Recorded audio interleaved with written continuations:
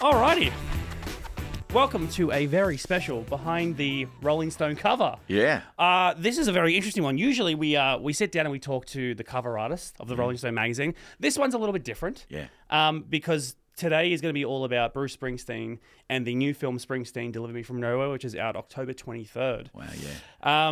And I'm joined by one of the Australian music industry greats, Mr. Paul Field. Sir, welcome to the podcast. Thank you. I told you when you got here, actually, we were kind of planning this podcast out and thinking about how would we approach it and what we want to talk about. Yeah. And everyone I spoke to said, oh, you're doing something about Springsteen? Call Paul Field. So for those who don't know, quick recap of your career. Obviously one of the founding members of the Cockroaches. Yeah. Manager of the Wiggles. That's pretty much it. And apparently a Springsteen fanatic. Yeah, no apparent about that. There is evidence before the court. Yeah, sure. I'd be convicted as such. And we grew up playing rock and roll, loving it. Mm-hmm. And in fact, in the days, I worked for Woolworths when I first left school for a couple of years as a trainee manager, and which means you get a gold badge and $5 more. But anyway, and expect to do everything. And I can remember paying 70-something bucks, which was my weekly wage back in those days. I'm very old, for bootlegs, a Bruce Springsteen bootleg that I'd buy at Gould's Arcade in George Street, Sydney. There's one now, I think, Newtown Way, but. That's how much bootlegs cost you. And for me, it was worth it. You would hear something that you hadn't heard before. We would get, so the Cockroaches' first album, which went platinum, there's a song on that called Double Shot of My Baby's Love, originally by a frat rock band called the Swingin' Medallions. What a great name for a band. But I only heard that through Springsteen live bootlegs. Wow. You know, and that's how we got it. Like the Stones introduced me to Chuck Berry and all the blues artists. Yeah. Springsteen introduced me to other artists. Sure. Like the Swingin' Medallions. And he was an interesting mixture that really appealed to me of quite serious matters and writing, but also quite joyful. And certainly live-wise, oh my God, it was a journey. And my two brothers, I'm one of 7 kids, but my 2 younger brothers who were in the Cockroaches with me, I introduced them to the Stones, so I can now say I died having accomplished something. Thank you. Yeah. And I would rant onto them about Bruce, right? Yeah. You know, and they didn't quite get it at first, right? And then when we first saw him in '85, I think it was, Born in the USA tour, they got it. I went, right, because that was the mixture. It was an experience like a religious tent experience, and I went to, actually Bruce was playing at New Orleans for the Blues and Jazz Festival some years ago. You could look it up when, and of course I went to the gospel tent. And oh man, it was a lesson in where rock came from. And there was a female preacher there who'd been there for many years. And she just worked the audience, and she, because we've all been down in life. Have you been down? Yeah. And the band would behind it. And I thought, geez, this is where a lot of it came from. Yeah. That kind of call and response, but also talking fair dinkum, but with a beat and all this kind of stuff. So, yeah, that real joy of performing, but also songs and that would engage you. Oh man, he got me from the first time I saw him live. But also, mates of mine, it was a common link there where a mate of mine first introduced me to Born to Run because I was then a Stones fanatic, and it was such an epic sound, And then I know when The River came out, 2 mates of mine, Johnny and Tony, just played it over and over and over. Like it was, it's a bit different nowadays. The second an album's released or a song's released, you can get it on whatever your streaming is. Those days you had to wait. It was a huge deal, and we'd study the covers and so on. So, but yeah, there was a real joy, and also stuff you'd read in books, in the HSC and the rest of it, which were great bits of literature.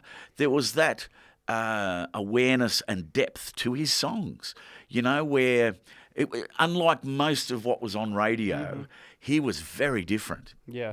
I mean, it's interesting as well. We'll talk about the film very shortly because unlike a lot of biopics, this is about a specific moment in time. This is about him in the recording process of Nebraska. But some of the biopics we can think of, the Elton Johns, the Freddie Mercurys, the Bob Dylans that just came out last year as well, obviously these artists are all worthy of a biopic. Yeah. For people, for younger audiences maybe who have seen the trailers for this film, why does Springsteen, why does he need a biopic? How important is he to music? Oh, he's a benchmark. He's a masterclass in performance, and that's it enough, right? Because his shows go for hours, and it wasn't until I read his autobiography where he said he suffers from depression. I thought, that explains it, because where he is in control of everything is on stage, and it's fascinating to watch him. I've seen him live over 20 times, both mainly in the States and Australia. Sure.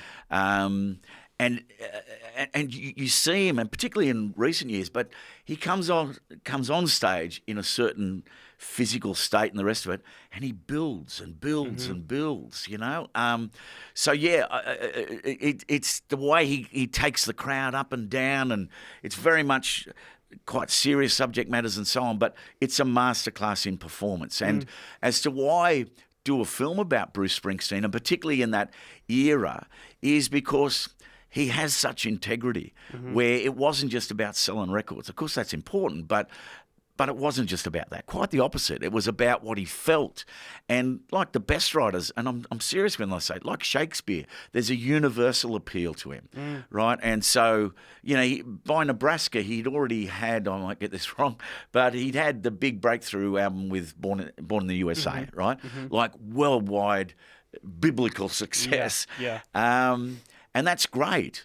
But he stripped it right back after that, which shows you the integrity of him, right? Which would, at the time, absolutely would have been considered like a demo, right? And it just indicates the intensity and the integrity of the man, where issues like his father, right? And things that we can all relate to, Sure.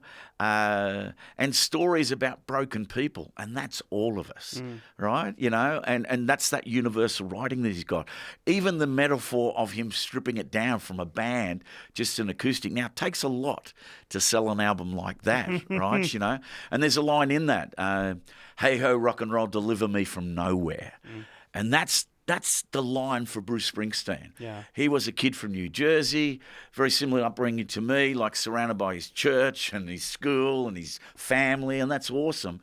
But music is a thing that took him from one place physically, but also in his head. Like music in general can liberate you, and it was his ticket out of there, where his poor dad had his own mental health problems and so on, and it was a real battle between, which he wrote about a lot. But yeah, it was, to me, that's a really great issue. It's not like the standard, if only I'd have a hit, I'd break through and get like, well, he'd had all that. Yeah. So that's why it's a fascinating time. And the common element throughout Springsteen's entire career is playing live. And he got ripped off with contracts and all that type of stuff, where he couldn't record or release anything. And he just played continuously. So like the Beatles did, and like the best bands, that was his trade, learning his trade. Like the Beatles did in Hamburg, he played most nights to little bars, and he just built it up. And that's also how he learnt to express himself with these very intense songs, but also just the passion of performance, like the best soul performers. It wasn't a sedentary experience. If you were in the audience in Harlem and Sam Cooke was singing, you're not sitting there. You're enjoying in with them, singing with them, clapping along, And he saw that, and he would have had to do it to win the audience over. And he also took care. He's legendary for literally in sound checks going up the back of the room to make sure people could hear it properly there. That kind of stuff that a lot of rock stars who were just in it for fame or whatever couldn't give a shit about. It's, and that integrity is something we all recognised instantly. And it was a great time for me. Like Darkness on the Edge of Town was just before I left high school, and it's like, whoa, just there wasn't anything like that on radio. And then The River, which followed that, was quite joyful. and a very live studio sound. And, from very deep songs like The River about his sister, he wrote about his sister and so on, and Broken Dreams to Sherry Darling, to all the girls at Sacred Heart. Like from a high school boy going, trying to impress the girls with music, you know? Yeah. Anyway, there's so much to him, and I'm dying to see this film because that is such an important moment for him to ask himself also where he's heading. Yeah. And he always seems to question where he's going, what he's doing. Mm-hmm. All right, look, we can talk about Springsteen's life and career all day, but maybe let's hone in on it with the Rolling Stone covers. Yeah. So let's he's done about 15 Rolling Stone covers, at least 17 if we're getting very specific. And can I say, yeah, I was at a boarding school. My dad was from the bush, so I went to boarding school. And going down to my newsagent to look for the new Rolling Stone or other music magazines was like I hung out for it, right? And it was any artist that I loved. It was like an injection. So yeah. Well, no, this is good because I don't want to offend you with my age, but I wasn't alive on Springsteen's first cover. That's okay. So, moment in time, Springsteen's very first Rolling Stone cover. Yeah. Where were you, and where was he in his career at that point? Yeah. So he had in 1975 he had Born to Run. Mm-hmm. So he kind of finally broke through. He was on the cover of Time magazine, all that kind of stuff. And then this was the follow-up. Mm-hmm. Okay, so The Critical. This was the anointment of him from breakout to star. That's it. And also, there's quite a few years between Born to Run and that, so there were contractual issues and so on. Mm-hmm. And so he toured a lot, right? And he came out with, around that time, Darkness on the Edge of Town, which even just the title alone, I would have bought it. Seriously. Sure. And he has often said the opening track or the title sets the theme for the album. And it was just such a powerful, that's the word, powerful album, you know. Badlands, poor man want to be rich, rich man want to be king, and the king ain't satisfied till he rules everything. Just all these things you saw in America and the world, the good and bad side where the factory, kind of talking about it, a metaphor for his father's life, where a lot of us, with work, it's something we need to do. Yeah. But it's not the joy in your life, and his mother really introduced the joy of music to him. She would dance in the house with him and so on.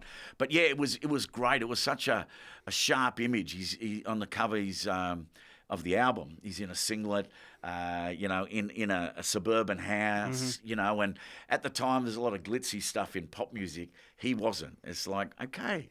He looks like someone you'd know. As someone very heavily involved in the scene at the time, it's very hard to tell, obviously, when you're in the moment that this artist, of any artist, is going to be one of our generational talents that will say, we were alive for that artist. Yeah. Did people know that early with Springsteen?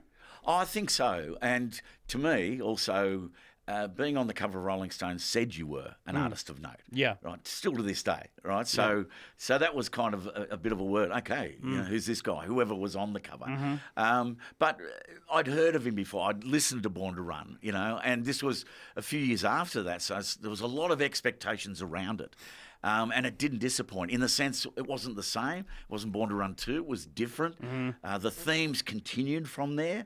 And again, I talk about that universal experience of his writing, very much the case with Darkness on the Edge of Town, where some joyful stuff, but it's like life's tough and everyone can relate to that. Okay. Well, let's fast forward a couple of years. This is the cover that you remembered when I sat down with you. You said, this is the one I want to talk about. So 1987. Yeah. There's many reasons. I love every Bruce cover on Rolling Stone.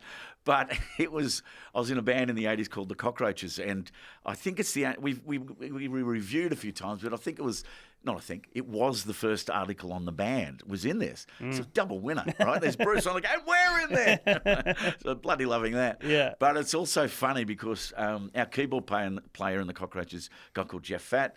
Jeff went on when my brother Anthony created the Wiggles. Jeff is the famous Wake Up Jeff. You would probably grown up sure, listening to that. I did. That I grew up on. I go. can say that with confidence. Yeah. Well, Jeff did the interview. I don't know how that happened, and I'm not having a go at Jeff, right? It was just whatever. Yeah. And he's a very humble guy. We're not, right? The Fields aren't, right? You know, we sell some. It was great. I still remember it to this day because he said, it was promoting one of our singles at the time, and he said, it doesn't really capture what we're like live, right? Mm-hmm. Which is true. But mate, talk it up a bit. So there, yeah, but it was also this was just after the year or two after Springsteen had Born in the USA. Yeah, and like massive worldwide success. Yep. where I saw him 3 times in Sydney.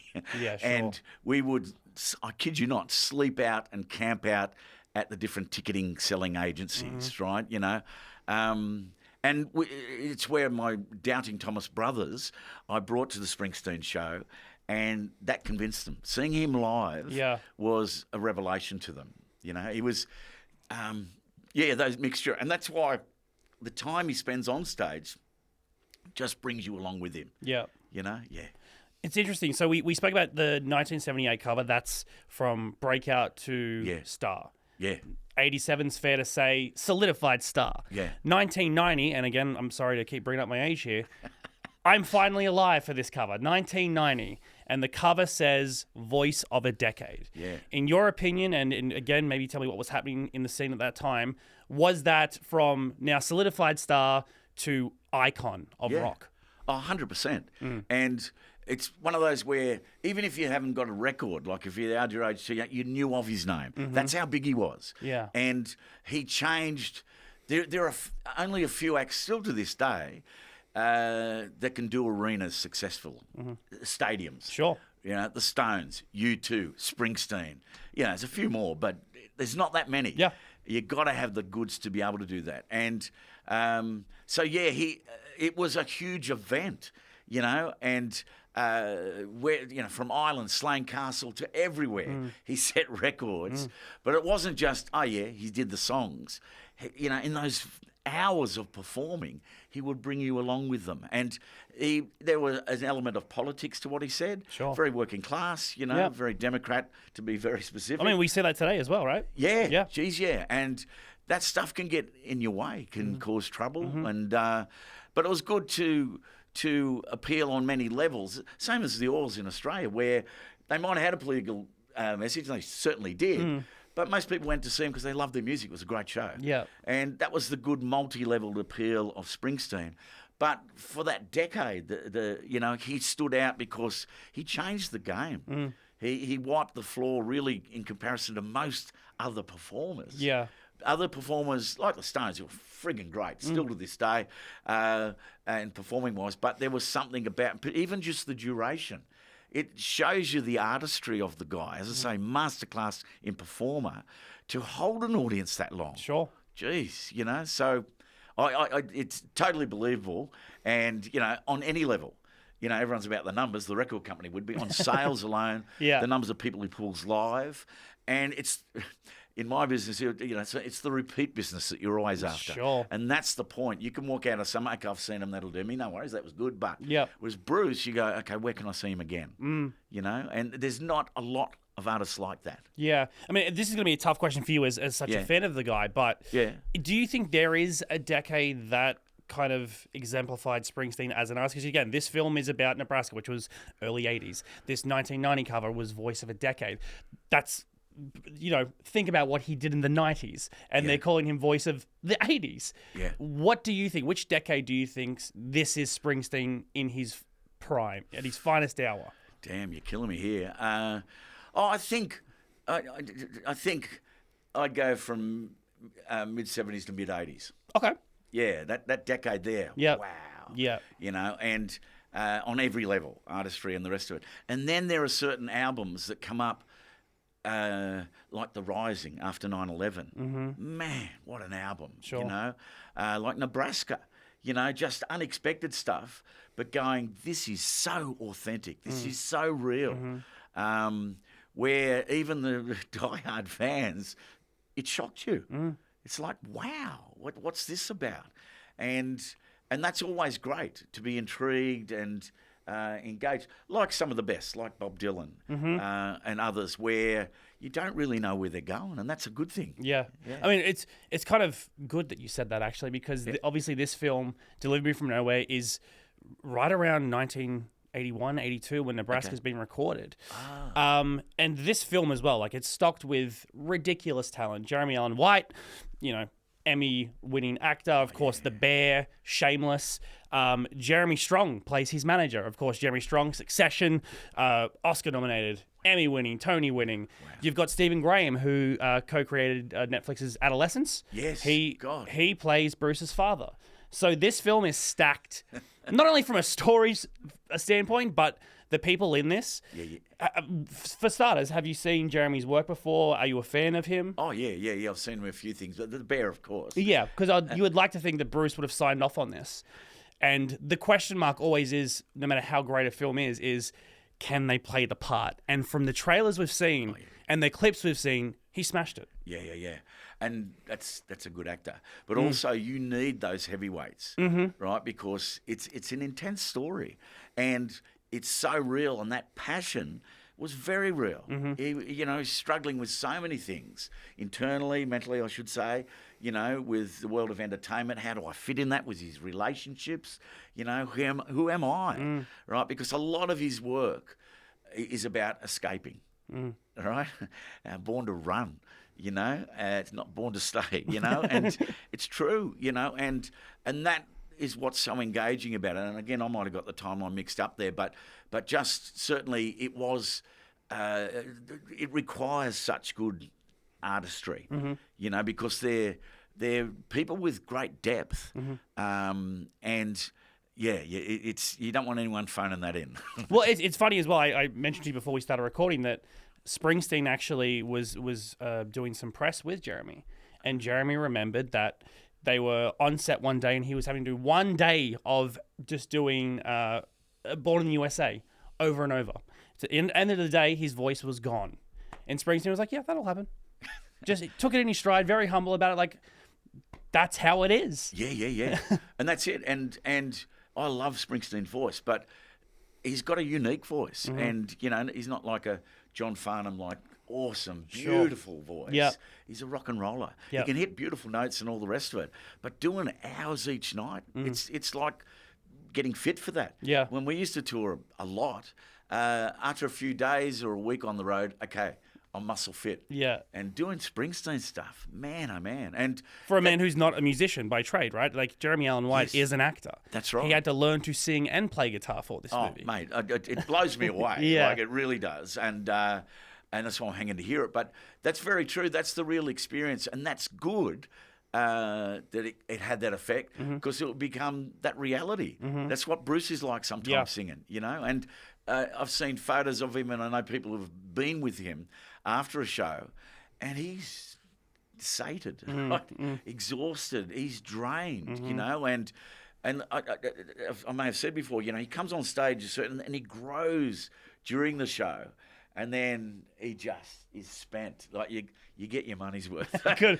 Well, why do you think, given how many great albums Springsteen has had, why do you think Nebraska and the environment while he was recording and writing this album, why is this a good story to tell, this album in particular? From the artistry level and from Bruce's own view, I think it's the most honest. It's literally, physically, you couldn't strip it down more. It's like him.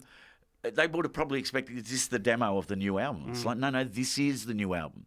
So it's the truth mix, and also it was him still working out, where do I go as an artist after this, and so it's the themes in the album, apart from being universal, it is, you haven't worked stuff out.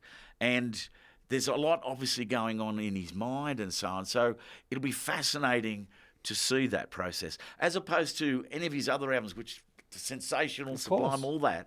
But that's more a band thing. Yeah. And that's a very different vibe, and he's kind of directing traffic on that too. Well, that's what makes it interesting as well, is that Bruce has said that talk of biopics have happened in the past, yes, but he's quite proud of the fact that this isn't necessarily a play-for-play biopic. This is a moment in time. And from our conversation about the covers earlier, this was not Bruce at the top yet. No. This was Bruce still on his way up. Yeah. Yeah, and even as an artist, and funny enough, ironically enough, commercially, it's good to keep changing. People go, wow, is that Bruce? And so on every level, it's good for change. But yeah, I can totally see why Bruce would approve of that era being covered, because it's another tortuous thing. Like, who am I? Yeah. What am I really about, and where am I going from here? So artistically, and also, some of those songs he can still does, with a bigger band, like Open All Night, where the title comes from. Sure. Hey ho, rock and roll, deliver me from nowhere. Yeah. Well, this has been incredible. Paul, thank you so much for coming on the show. Oh, pleasure. Springsteen, Deliver Me From Nowhere is out October 23rd. As a thank you, I mean, Springsteen recently did an interview with Rolling Stone where he said he's planning to come to Australia very soon. So why don't we just sort you out and get you some tickets, hey? Yeah! I mean, to be fair, you're an Australian music industry legend. You should be getting us all tickets, if I'm honest. But... mate, I'm speechless, and that's rare. Paul, thank you so much, man. Appreciate your time. Bloody good. Thank you.